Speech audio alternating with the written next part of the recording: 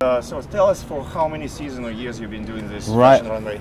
Well, I figure now this is probably my 20th season, 10 years shooting New York Fashion Week and fashion as a whole. You know, I've been shooting, I figure, for, well, altogether 27 years, but that isn't just fashion. I'm based in Los Angeles. I'm an entertainment photographer. Before that, previously, I worked in England for 15 years as a photojournalist, working on newspapers, covering sports, news, community. So that, you know, the fashion is definitely something which I never really expected to get into, but Gettyimages got a contract with IMG, and we are now the house photographers for New York Fashion Week, which we have been, I think, for probably nearly 10 years, or close on that anyway. So, can you tell younger photographers or other people who are interested in fashion how difficult to shoot runway images? Because some people think it's very easy. Yeah, it's not as easy as it looks. I mean, most people would say it's like shooting fish out of a barrel. You know, a model walks down the runway, but what you've really got to consider here is you're jammed in, you're restricted on your movement. We have set equipment that we use. I use a 70-200 with a little converter on there to get a little bit further down on the runway. But it's really, a lot of it is the technical side. You're dealing with your Kelvin light. You've got to set your light for every show. Every show can be slightly different in some respects. And you're also looking at the way that the models move. Okay, so when a girl walks, you're not really looking at the girl, you're actually looking at their feet, you're looking at the pattern of how their feet land, because you want both feet on the ground.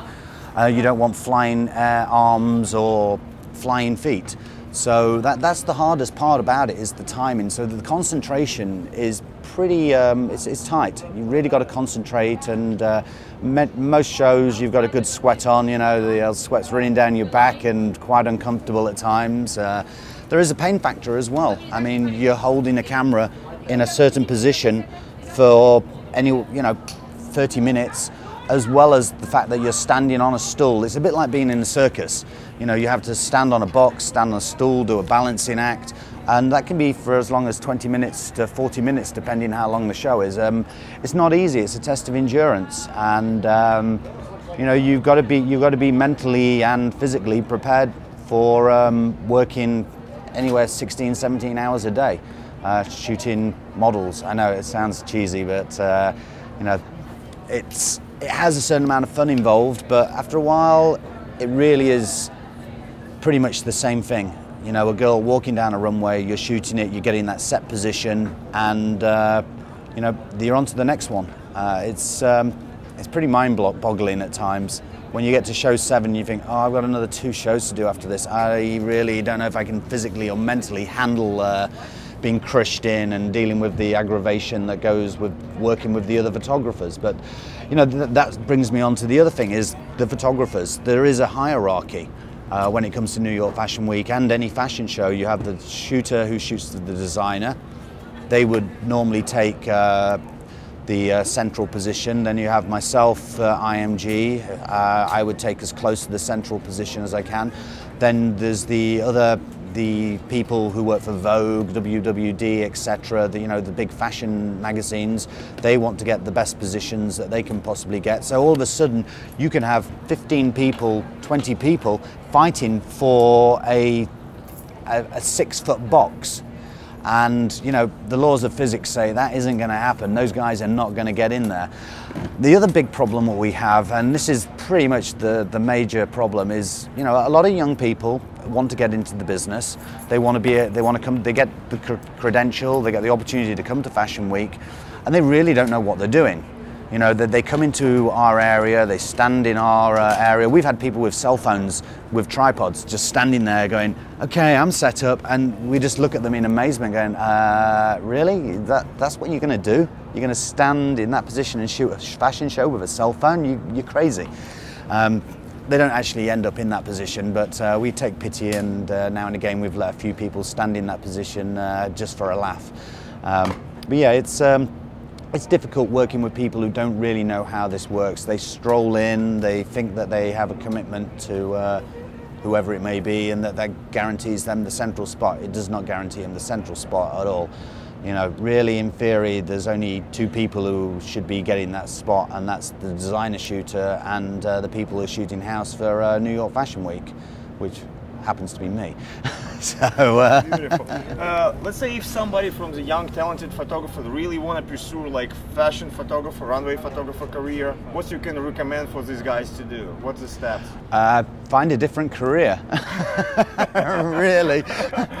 if they want to make money, there's no money in this job, I'll tell you that for nothing. 27 years and yeah. My bank account isn't swelling over in any way, shape or form.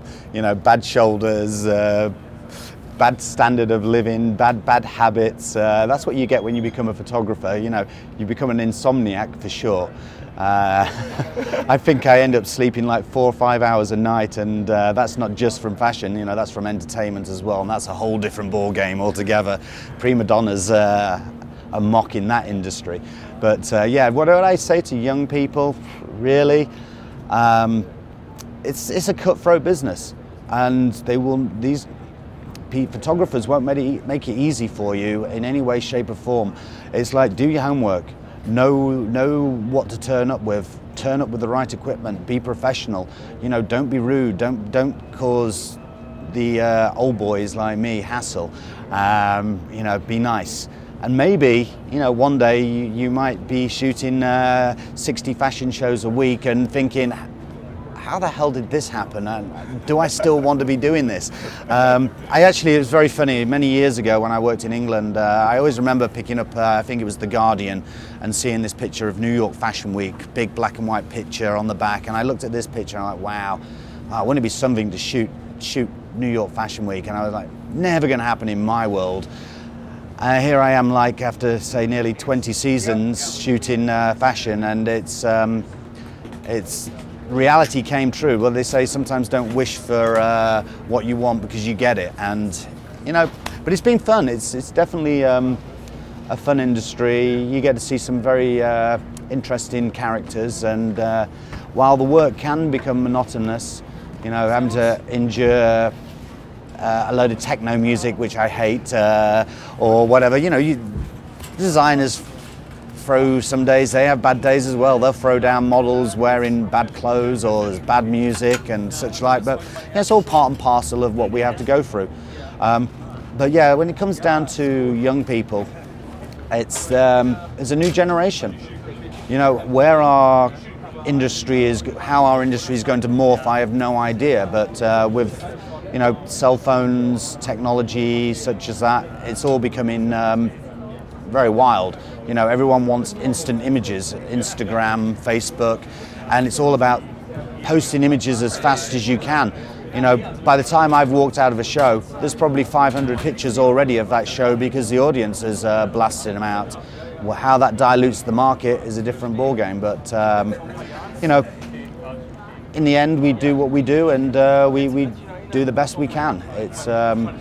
So actually it's a good point. So what do you think about the future of the glossy magazines like Vogue, Elle, big magazines? Is it going to still do the print edition, or online edition, all these blogs going to take it over? I think print still has life. Obviously the costs of print is what's killing them, because obviously they can't sell enough magazines to justify the costs.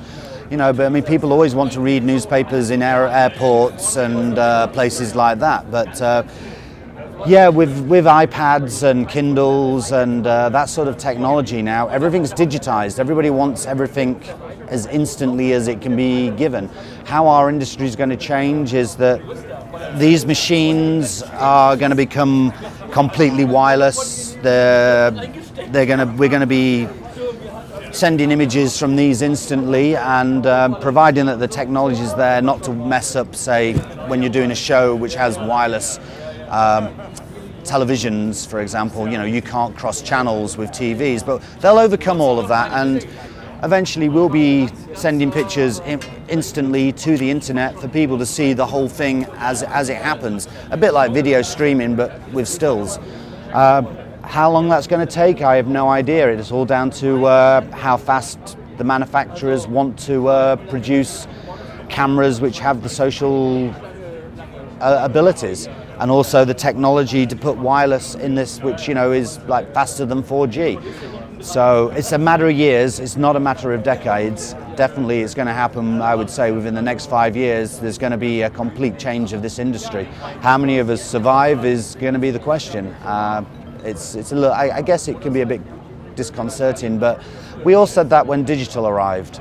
And we all thought that digital was going to put us out of business and put film camera, it put film out of business, but the camera manufacturers have had so much success with digital. So, yeah, it's definitely interesting. I'm hoping that I'll have there'll be enough life in me to survive till retirement, and I'm sure then I'd still want to take pictures. So, we'll just keep our heads down and keep working hard, taking good pictures. And the last question, you shooting with Nikon, some photographers shooting Canon, all different brands, all different models. What do you think, what's the most appropriate camera for Runway? What's the best for you works? Well, for me personally, I'm using the Nikon. This particular one is the Nikon D4. I'm sure Nikon will be happy to see that being used. Brand new camera out on the market. Few teething problems, we're working on them, but overall great camera. But yeah, cameras, you should be looking at using an SLR, whether or not it be a Canon or a Nikon, which are the two most popular. Some people like to use Olympus, some people use Sony, some people use Fuji, but the bulk of what is shot is Canon or Nikon. I used to shoot Canon. I switched over to Nikon when they released the D3 because it was a far superior camera to what Canon had out at the time.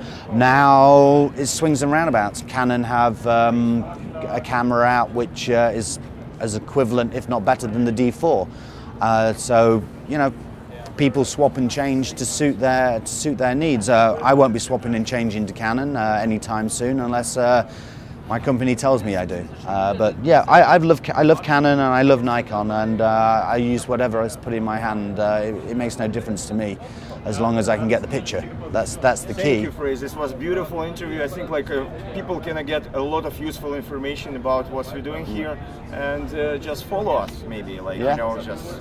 Okay, Yeah. thank you very much. Yeah.